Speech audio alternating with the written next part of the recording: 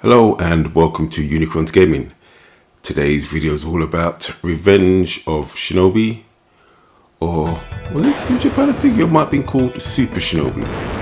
I don't remember. Anyway, yep, so this is today's video. This Mega Drive game that came out around about launch period for the Mega Drive in Europe. I think about a month after launch. Anyway, let's do a quick brief history on this game. So, from Wikipedia, it says The Revenge of Shinobi, released in Japan as the Super Shinobi, so I was right, is a hack and slash action video game developed and published by Sega in 1989. It was the first Shinobi game developed for the Sega Mega Drive and the Sega Genesis, and was also later released on the coin-op operated version of the console. That was called the Mega Tech. Wow, what a name. Just something of note, the composer, Yuzo Koshiro, very important composer. So yeah, obviously this game's been on everything, it's been ported to everything in history. So this game, I believe I got around about launch, or just after launch in the UK, along with Altered Beast, and later on Mickey Mouse Cast of Illusion. Anyway, you always want to have infinite shurikens. So, let's get to it. Presentation. Okay, so when it comes to presentation, the biggest thing that you'll see is the graphics.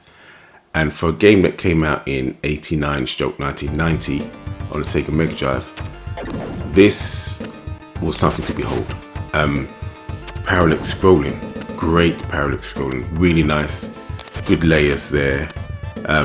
So that's good. I believe in almost all stages this game has parallax scrolling. It's not just like a one and done and a couple stages here and there.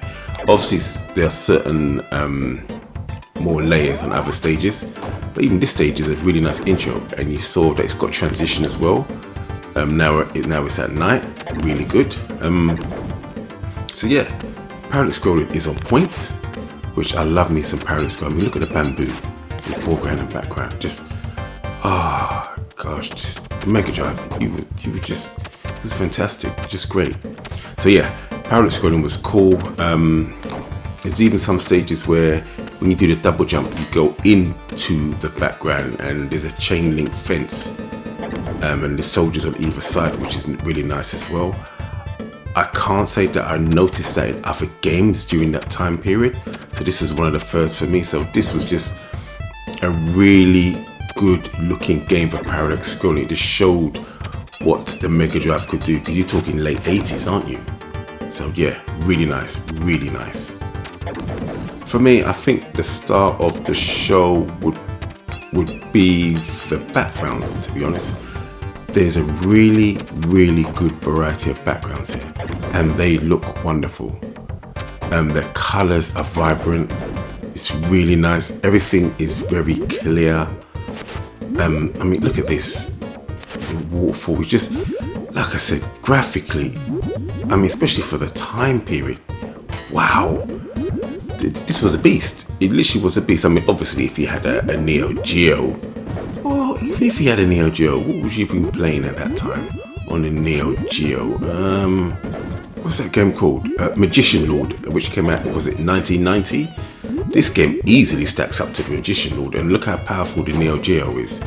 So yeah, this was a great advert for the Mega Drive, especially for people who didn't live in North America where Nintendo wasn't God. You would have seen this, you'd be like, well, hey, I'm definitely getting this. Huge sprites, along with games like Altered Beast and Golden Axe. Come on now, ridiculous. So yeah, wonderful backgrounds, wonderful parallax scrolling, the colors. I mean, look at the waves, look at the dinghies. Come on, just fantastic, absolutely fantastic. And it has parallax scrolling on this stage as well, and there's no slowdown. Oof, beautiful. Look at I'm using the super jump magic, and look at the shadows behind him. Excellent, excellent. The character sprites themselves, obviously Joe looks fantastic as well. He stands out from the background, which is definitely what you want. This was talking about by the chain link fence earlier on. Yeah, look at that. Foreground and background. Mwah. Perfect.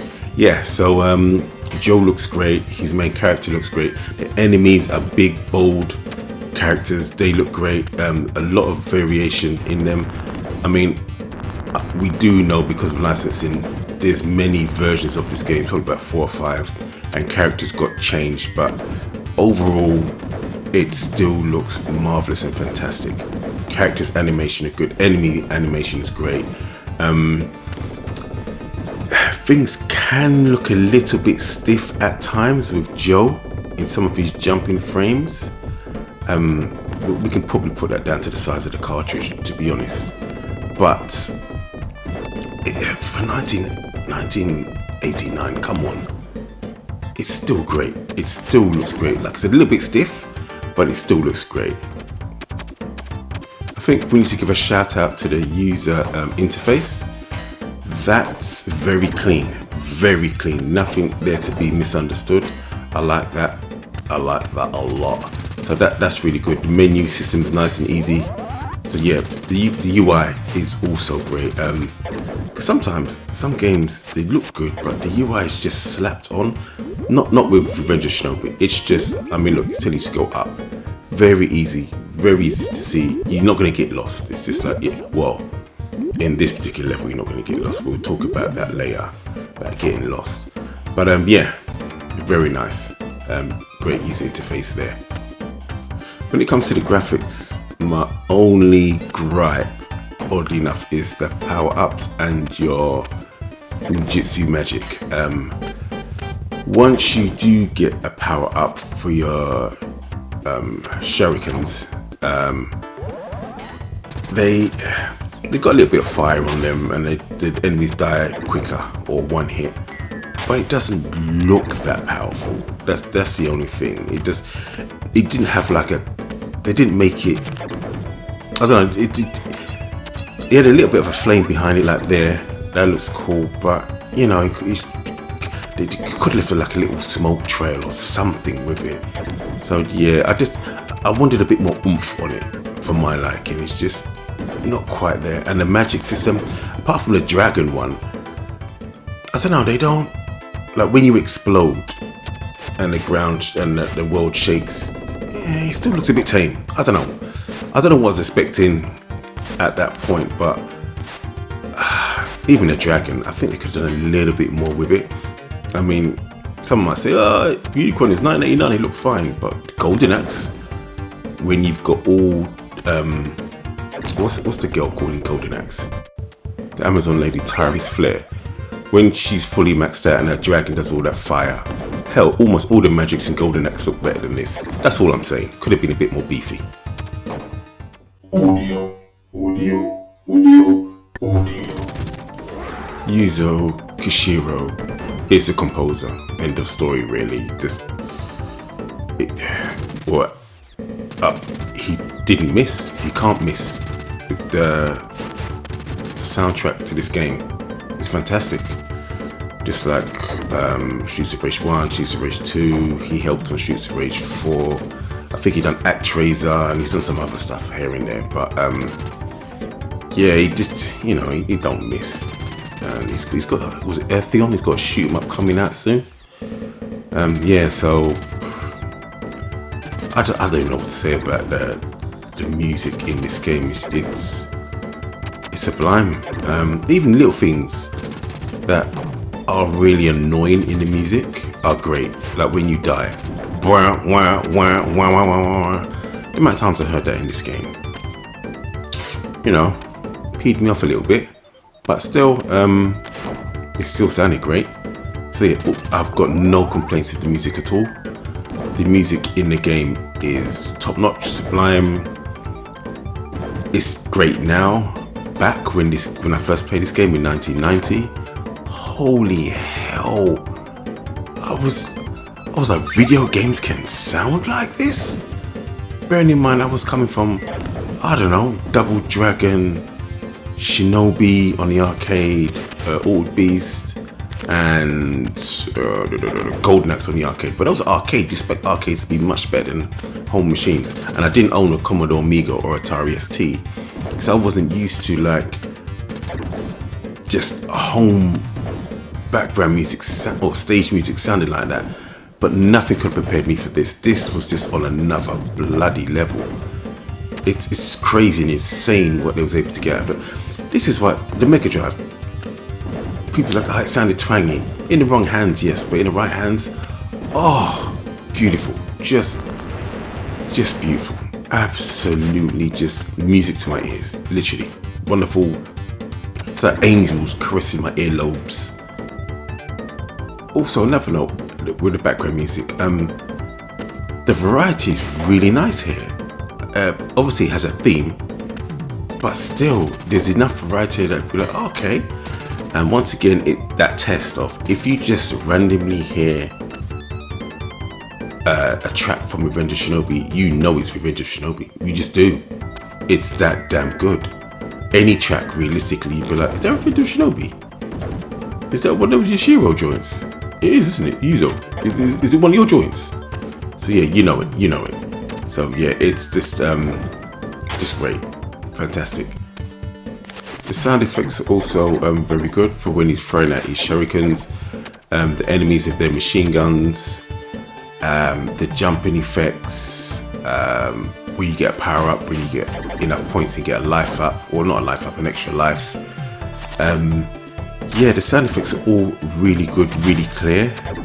When you've got the shield and someone hits you with electricity, that static sound, that's really good. Here with the shurikens, when this guy or woman or whatever weapon that they're using, and your shurikens are bouncing off, that sounds clear. It's just good. Oh, sorry, I'm all over the place. The background music for the bosses. Oh, excellent theme tune for the bosses. Anyway, back to the sound effects. All really good. I would have liked a bit more though, because it's so nice. Like, when he gets a power up, I would have liked his attacks to sound much more different to what they do normally. Because I don't know what they would have done, some reverb, some echoes, bit of bass, totally different sound effects. I don't know, but it just would have been nice to have that. That's my only negative when it comes to the sound effects, to be honest. But everything else, even when you throw a shuriken or you kick a crate, just everything has a great sound. This game is just very well thought out when it comes to audio. It just was. I'm just nitpicking here, just nitpicking. That's all I am, because that's all you can do. It's a marvel for a game that I played in 1990. Jesus, this was better than most arcade games, even though arcade games were meant to be shorter experiences. But yeah, this was almost the complete package for audio. Almost. Because, like I said, just a few nitpicks. For me personally, just for me, that would have made it, just pushed it over the top. To go along with, what's it? Golden Axe and Altered Beast, and even Mickey Mouse Castle of Illusion. This game has a bit of speech. Well, I say speech, but like sound effects when you get hit, like ooh, and when you do the magic and stuff like that, your ninjutsu magic. Once again, the Mega Drive was something pioneering. I didn't hear any type of speech really for home ports or home video games at that time. You wasn't hearing it on the Commodore 64 really. You wasn't really going to hear that on the ZX Spectrum or the Master System. Like I said, the Amiga I didn't own, so I don't know how many of those games on the Amiga or Atari ST had speech. But from what I've experienced myself, a lot of the games you could choose either sound effects or music, not both. So I don't know where speech would come into that. But here, this is great. This has, once again, another game with a little bit of speech in there. So thumbs up. No, not thumbs up. 2 huge thumbs up for the audio here. Just great. And in stereo as well. Come on.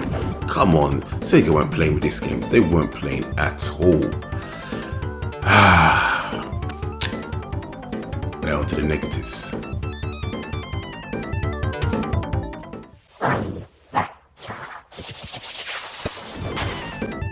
Actually, no. I'll save the negatives till later on. So when it comes to fun factor, the speed of the game is a little bit slow for me. It's perfectly serviceable. I would have liked the game speed to just be ramped up a little bit. I think it's because of Joe's jumps. They're quite floaty and everything, and it just makes, and he doesn't have a run, a ninja run, so he's just like a pedestrian walk, so the game's a little bit on the slow side, his general walking speed. So I mean, it doesn't damage the playability of the game, but I would have liked it just a tad faster. That's just for me, my personal opinion, and obviously it is because it's my video, but yeah, I just would have liked that. Another great thing about the game is the variety of ninja magic. When it comes to the arcade version, you've just got one type, but here you can be strategic. You've got 1, 2, 3, 4 types, so that's really cool. And depending on how good you are or how much you save, you can use more than one ninja magic per stage, which is nice. Some people may not like the arcade variants of Shinobi, so here you have a life bar rather than a one-hit death, which that's just personal preference. I don't mind it. I'm more of the arcade feel myself, but that's still great for this home version of the essence of a Shinobi game.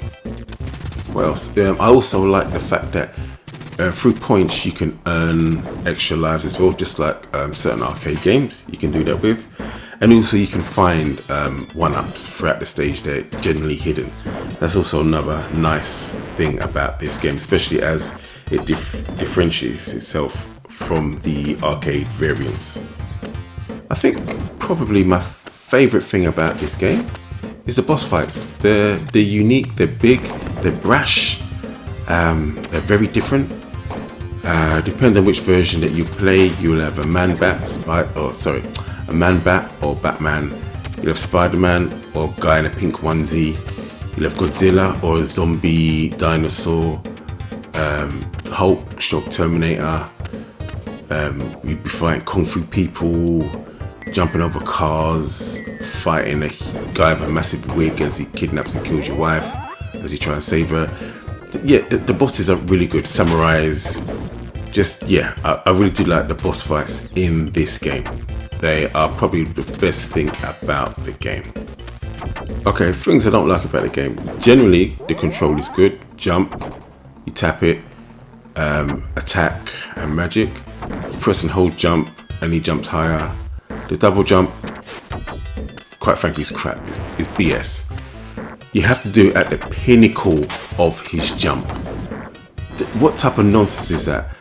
I don't understand that reasoning or thinking, Sega. You should just press jump and he jumps. Just one jump. You can change direction in midair if you want to. As long as you're going up and not coming down, you should be able to press jump again, and it activates a double jump. I shouldn't have to wait to do it at the peak, and if I miss it, that's it. Because there seems to be times where for whatever reason, it did not work. I couldn't stand that. And also, what's up with these home versions of Shinobi that are not based on arcade games? It always ends in some freaking maze to find the last boss. And there's no maps. What the hell is that about? That's nonsense. So you've got this stupid ass jump, and then the last section in Shinobi home versions of games, not based on arcade, you have to find the final boss. The F the jump. The jump is stupid. The double jump is goddamn stupid. Yeah, the double jump was annoying from 1990 all the way up to now. But this guy on YouTube called Billy Time, he created a mod, for the Mega Drive version of Revenge of Shinobi. And, I say for the Mega Drive version, but you know what I mean. Which you can activate the double jump at any point. And this alleviated so much frustration. So much. And I'm just like, I don't understand why the game wasn't like this in the first place. I've already said how I prefer my double jumps to be. And games that have it like that are just, to me, just feel better. Once again, I'm going to say it again. I'm going to repeat myself. You press jump and the game jumps. Not how you don't press and hold jump to get the desired height. Now forget all that. There's just one type of jump. You press it. Whether you tap it or press it, doesn't matter how long you press it for, he just does one height level of jump. As long as he's going up, you should be able to press it again at any point and he will do a double jump. Nice and simple. Also, not that this is a problem for this game, but other games like, Ghouls and Ghosts and crap like that. Once you've jumped and you're in there, you should be able to change direction as well and come back. So just in case you're thinking, oh, I didn't mean to jump to my right, you should be able to turn to your left and still manage to land back safely within reason, obviously. So yeah, that's what I would like. And this near enough does it. And as you can see, it's more free. The gameplay feels faster. He doesn't walk any faster, just that the jump, you're not waiting for him to reach his the top of the arc of the jump. And obviously on Revenge of Shinobi, without it being modded, if you miss, you just come straight down. But here, because I can just do it at any point, the game is just faster. And I think that's what I was missing. The fact that I could just do it and move along, keep it pushing and keep it moving. So here we're just having me play, I think it was up to the first boss using this mod. And to be honest, it was refreshing. It was really nice. There was nothing, I didn't felt that it spoiled the game at all. I can still just press jump.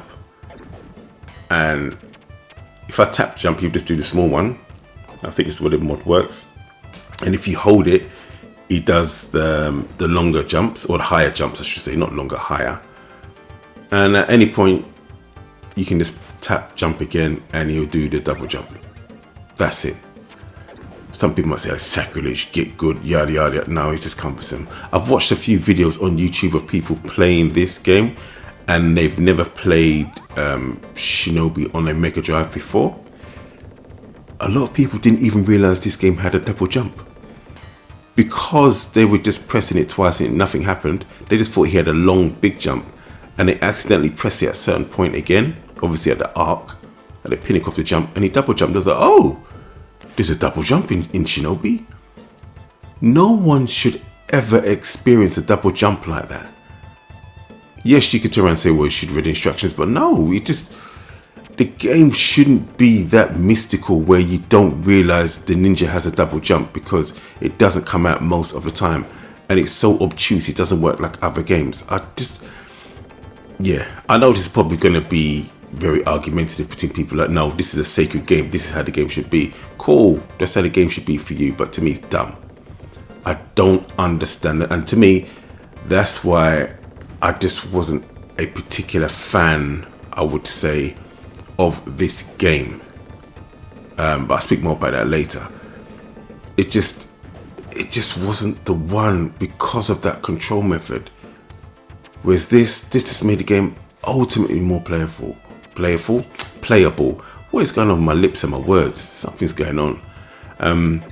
It's just nicer. It's just a better feeling game. That's all we needed. That's all you want. And is it easier? Yes, but should difficulty be stuck behind, in my opinion, wonky controls or obtuse controls? That's not where difficult should be. Difficult should be enemy placements, ammo count, stuff like that, not behind controls. So yeah, it's just odd, in my opinion. Just very odd the way they did that and why they did that. But as you can see here, it's just, obviously I'm not trying to play with skill or anything like that. I'm just showing you how this mod plays. And it's just much more playable. You see, I can control the direction and the jump stuff. It's how Joe should have been. Not this stiff, floaty, woaty Joe from 1989. So yeah, I just prefer the game like this. I don't play this version, but it's just to show you guys in this video. And obviously what I'm talking about is the proper unmodded Mega Drive version. So there you go. Bonus round. Okay, so in this bonus round, this is my history of the game. I believe we got our Mega Drive about a month after it came out, I'm gonna say. So that would have been probably either September or October in 1990 in the UK, the PAL version. I believe it came out in either August or September in 1990 over here. So yeah, we got about a month. We did get this game quite early with it. I think we got Altered Beast. Then we bought a second controller, which was great. 2-player games, myself and my brother. And at some point, this game and Mickey Mouse, the Japanese, or left the Japanese version of Mickey Mouse Castle Evolution, we got hold of. This game, myself and my brother thought was really weird because we just didn't like the jump, to be honest. We played it. We did actually beat the game. Even to this day, myself and my brother, we never ever saved the wife. Time always ran out. It was annoying. But hey, we just had to get good. But we could not stand the jump. The jumping mechanism, we hated it. Just like, the double jump was just, frustrating as hell. And there were points where I just seemed to just miss jumps and die all the time. And you know what the joke is? The real kicker in the pants. The real kick in the crotch. I died on the same sections while making this goddamn video. The same sections that the double jump was just like, nah, I'm not going to come out here. It's almost like it was programmed not to. And the thing is, that was the PAL version. This was NTSC versions I'm playing. And at the same points, I was still failing the jumps. I don't know what the hell was going on or why that was even going on. But yeah, I just kept on dying and dying. Do I still even have that footage of me dying? This is what I'm talking about with the Dragon Magic. It looks cool, but compared to Golden Axe, nah. It needs a bit more beef. This originally was Spider-Man, but obviously once they lost the license for Spider-Man, this was originally Batman. I don't think they ever had the license for Batman. I think they were just naughty with that one. Yeah, so... But yeah, I need to find out if I've got the footage of me dying. So yeah, and I can put that in here if I do have it. I may have deleted it, unfortunately. I'll have to go back.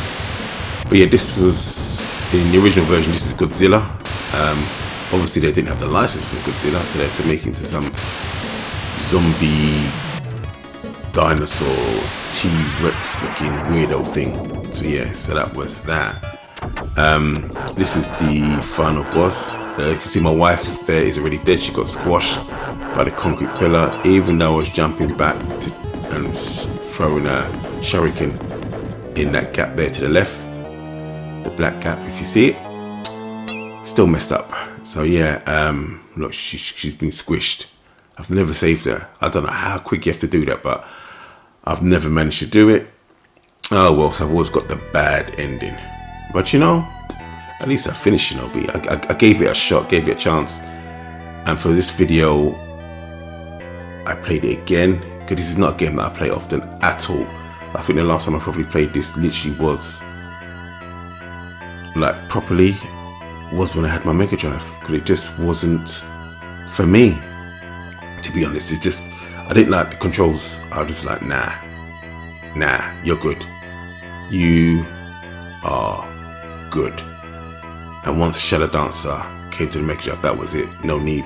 I just wish we had got original port of the arcade Shinobi. That would have been nice. Oh, anyway, I did find the footage of me dying, so just enjoy myself dying over and over and over again, missing these double jumps or getting hit back like the game's Castlevania. Anyway, I'm out. I'll see you in the next video. Peace.